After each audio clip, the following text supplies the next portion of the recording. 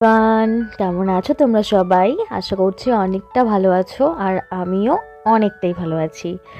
তো welcome to mummy নেশা। আর যারা ফেসবুক থেকে দেখবে তো তারা তো কিউটেক্স নেশা দেখবে।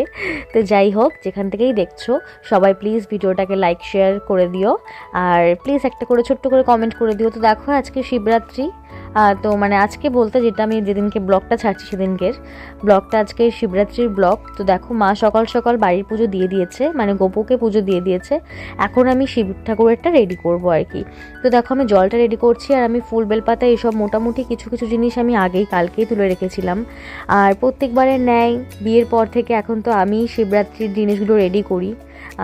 আগে তো ছোটোবেলায় বলতে ভুল, বিয়ের আগে মা সব রেডি করে রাখতো আর আমি গিয়ে পুজো দিতাম। আর এখন পুরোটাই উল্টো হয়ে গেছে, আমি রেডি করি আর আমার মা মানে আমার শাশুড়ি মা এসে পুজো দেয়। তো যাই হোক ব্যাপারটা অন্যরকম হয়ে গেছে। দেখো এদিকে কিন্তু আমাদের পুজো শেষ।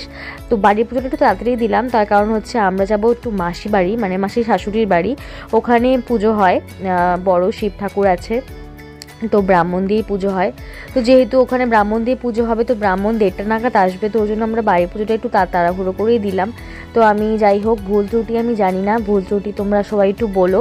আমি যেভাবে করে আমার মন চাই আমি সেভাবে করেই পুজো করি। তো আমি শুনেছি যে আজকের দিনে একটা ঘি প্রদীপ মানে দেওয়া মহাদেবের সামনে খুব ভালো, তাই আমি একটা ঘি প্রদীপও দেখালাম বাবাকে।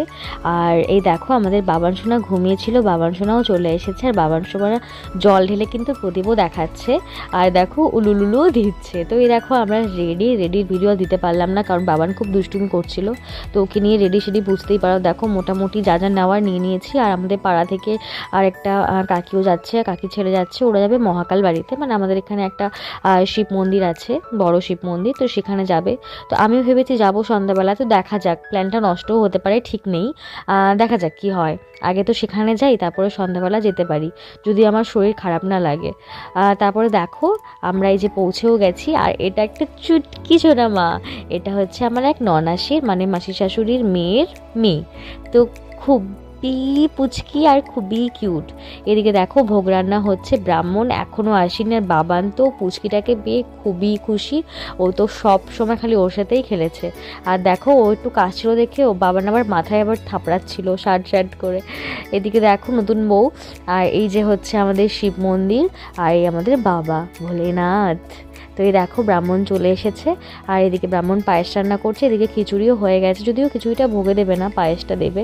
এই দেখো ব্রাহ্মণ পুজোও শুরু করে দিয়েছে। আর আমাদের নিউলি ব্রাইড, যাকে তোমরা অনেকেই ছবিতে দেখেছিলে, যারা আমার ফেসবুক ফ্রেন্ডে আছো তারা দেখেছো, পিঙ্কি, ও আমার বান্ধবী, হয়ে গেছে আমার বড় যা এখন। তো যাই হোক, তো ওরও এই বাড়িতে নতুন প্রথম পুজো, ও সব কিছু নতুন নতুন দেখছে, ও উপোস, আমরাও উপোস। আর ব্রাহ্মণ আসতে কিন্তু অনেকটাই লেট করেছিল, যার জন্য আমাদের শরীরটা নিয়ে কেমন কেমন লাগছিল। আর আমি তো গলব্লাডারে স্টোন হওয়ার মানে স্টোন অপারেশন হওয়ার পর থেকে আমি না উপোস থাকতে পারি না, তাও অনেকক্ষণই থেকেছি উপোস আর কি, থাকতে পারি না। তো দেখো এখন ফার্স্টে দাদা জল ঢাললো, তারপরে যে পিঙ্কি জল ঢালছে, এরপরে আমরা ঢালবো এক এক করে। তো খুব সুন্দর করে পুজো করেছে ব্রাহ্মণ মশাই, আর খুব তৃপ্তি ভরে পুজো দিয়েছি, কারণ হচ্ছে মহাকাল বাড়িতে গেলে কিন্তু এইভাবে করে দিতে পারি না, কার মাথায় জল ঢালি, কোনো মন্ত্র নেই, কোনো কিছু নেই, ব্রাহ্মণ তো সময় দিতে পারে না। তো এইবারা কিন্তু খুব সুন্দরভাবে পুজো দিয়েছি গো, একদম মন শান্তি রেখে, মানে খুব ভালো লাগছিল। তো তারপরে এদিকে দেখো আমার বাবার নেই তো দুষ্টু চালু, মানে ও তো যেখানে যাবে সেখানেই দুষ্টুমি করতেই হবে। তারপরে সবাই বললো যে প্রসাদ খেয়ে নাও, আর যেতে হবে না মহাকাল বাড়ি।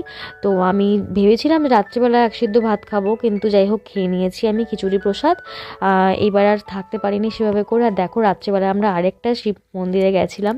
তো টাটা সকলকে, দেখা হচ্ছে নতুন কোনো ব্লগে। সবাই বলো ব্লগটা কেমন লাগলো, আর প্লিজ একটা লাইক কমেন্ট, আর প্লিজ চ্যানেলটাকে সাবস্ক্রাইব করে দিও।